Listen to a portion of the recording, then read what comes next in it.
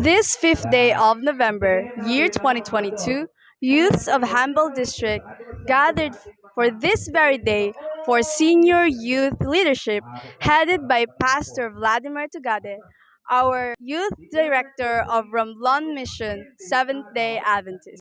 We are so much thankful na binigyan ang mga youth nga diri sa Humble District is nakakapag-learn gid about sa ministry and also man kapagiging leadership man it ng mga youth.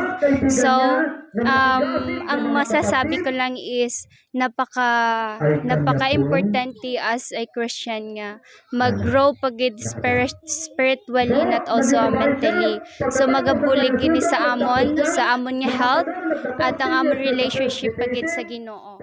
This Sabbath day, God sended Pastor Tugade, together with our district leader, Pastor Eliseo Italia, to minister the called youth of our generations. Okay, let us praise God for this Sabbath together with our young people here in Humble District.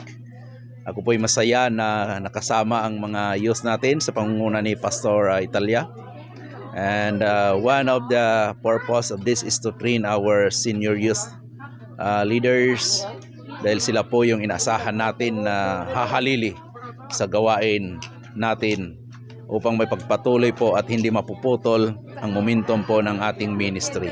That's why we are expecting that these young people after the training, they will be more active, mag-participate sa lahat ng mga ministries natin through care groups, Voice of Youth, and other ministries na pwede na nilang magawa as a youth. So I'm praying that these young people of Humble District will continue to serve the Lord until the end. God bless. This day of SYL program, we've heard many lessons from the lectures shared to us and are expected to use them in the work of our Lord Jesus Christ. Magandang hapon sa lahat. Nandito po kami sa simbahan ng Sinungtan. Nag-attend kami ng SYL seminar at ito'y napakaganda sapagkat para ito sa mga kabataan.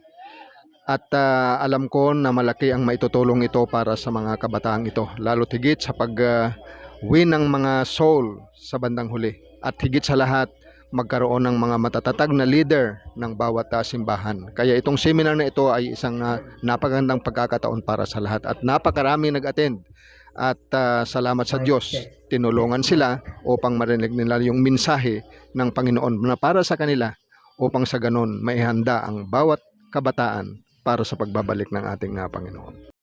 Some of the brethren are also here to attend this special program held here in Sinungtan Seventh-day Adventist as the host church, and everyone are very welcome to join us.